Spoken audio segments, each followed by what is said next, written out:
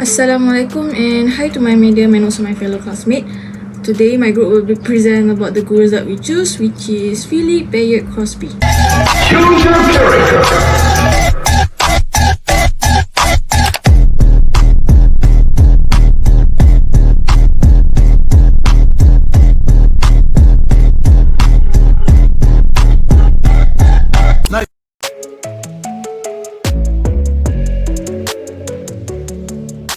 My name is Siti Nur Syahida binti Syarudin. My matrix numbers is 2020895888.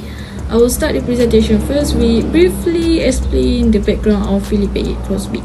So PHILIP Bayard Crosby was born in West Virginia in 1926. He is known as a philosopher and pragmatic quality management expert. So he began his career in 1952 after serving in World War II and Korea. In 1979, he founded PHILIP Crosby Associates, which is also known as a PCA, teaching management how to establish a preventive culture to get things done right the first times. Not only that, he also known as a worldwide ambassador.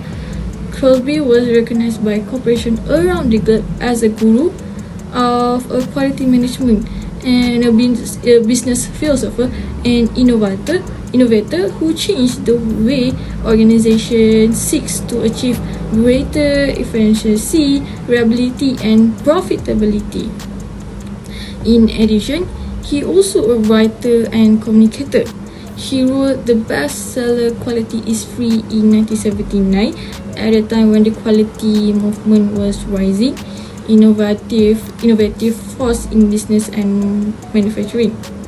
For communicator, he was a communicator for quality and quality improvement practices, and in fact, his influence was extensive and international and global. As we mentioned earlier, PHILIP Bayard Crosby also known as a writer. So these are some books that have been written by PHILIP Bayard Crosby. So the first one is Cutting the Cost of Quality, which is written by PHILIP Bayard Crosby in 1967. The first book written by PHILIP Bayard Crosby. So the synopsis of this book is teach organization about quality principles and practice. The next book is a Quality is Free, the Art of Making Quality Certain, in 1978, which is this book about analytical in approach. This how to manual for managers with accountability for product performance, specifies ways in which quality problems can be prevented at each stage of production. Moving on to the next books, the third book. This book's title is about Quality Without Kids, the Art of Hassle-Free Management in 1984. This book is discussed about common management problems and recommends techniques for managers for improving the efficiency and productivity of a company. The second last book is Running Things, the Art of Making Things Happen, which is wrote by PHILIP Bayard Crosby in 1986. And this book is about how to become a natural born leader, and also we also can learn the art of leadership. Last books, as the title of the last books is The Internally Successful Organizational in 1988. So for this book, the author draws on his personal experience in management, creating a fictional model company to demonstrate how 5 simple management techniques can improve employee morale, increase productivity, and create greater customer satisfaction. So as I mentioned before this, there are many other books, and in fact you can get all his books in online shopping. That's all for me. Thank you. Do we try it for the first time? This Crosby suggested that management has 3 tasks when the product falls within the specification or within the limits. The first one is clearly establishing requirements. Second thing is supply means to those requirements. So setting up requirement is just not enough. The management has to provide resources and means to achieve those requirements. The last one is management need to spend time helping employees meeting those requirements. You know, it is quite logical when you set requirements. You will make sure that the resources are available to meet those requirements, and then help employees to achieve the requirements. And with that, your product will be conforming to whatever requirement you have set. Hi and Assalamualaikum, good day everyone. Hope you guys in a good health and smiling today. Brief introduction about myself. My name is Nur Ain Harun with student ID 20206266842.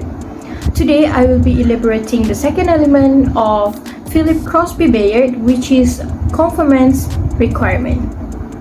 Quality has emerged as one of the most important competitive strategic tools, and many organizations have recognized its importance in developing products and services that will support long-term success. Quality systems are intended to provide organizations with a clear path to follow, allowing employees to understand and participate in the pursuit of a common goal. Crosby defined quality as conformance to requirements, not goodness. This is a simple and yet precise way for all of us to define quality. It places the emphasis on company management, the approach to setting performance standard truly.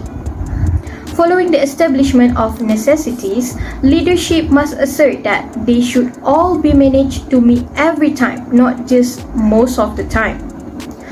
Communication and discussion are the key to cope with the issues that occurred in the organizations.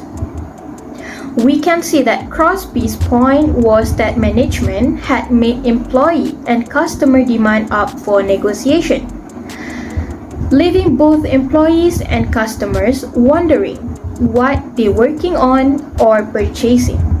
If you want your employee to do it right for the first time, you have to explain what are the requirements are needed.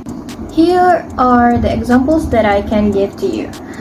For the first one is in service or manufacturing requirements include provide a hotel room with 1 bar of soap and clean sheets. This is for the use of the customer. Hello, my name is Nadila Mitiko Tres. I will present element 3 zero defect. Zero defect is a way of thinking and doing that reinforces the notion that defects are not acceptable and that everyone should do things the right the first time. The idea here is that by adopting a zero defect philosophy, you can boost profit by lowering the cost of failure and increasing revenue by improving customer satisfaction. For example, when you take the car for brake service, you expect that the mechanic will install the part exactly as the manufacturer prescribed. No defect is an acceptable defect when it affects you personally and particularly when it comes to safety. Next is basic element improvement. The first one is determination, commitment by the top management. Second is education of employees towards zero defects and implementation of the process of organizational process towards zero defects. By determination, Crosby means that top management must be serious about quality improvement. The absolute should be understood by everyone. This can be accomplished only through education. Finally, every member of the management team must understand the implementation process. The measurement of quality is the price of non-conformance. From his experience as the quality guru, he understands that management only listens to the language of money. So, he defined two types of price to achieve quality. The first one is price of conformance, and the second one is the price of non-conformance. The first type, which is the price of conformance, is all the expenses you need to spend to make things right. Any training you do, or maybe any prevention or inspection done, it is called as price of conformance. For the second type, the price of non-conformance, all the expenses that related between things wrong, like repair and rework, or maybe rejection and also fixing problems, it is called as price of non-conformance. So that is all from our group 4. Thank you for watching and please look forward for our next video presentation. Thank you.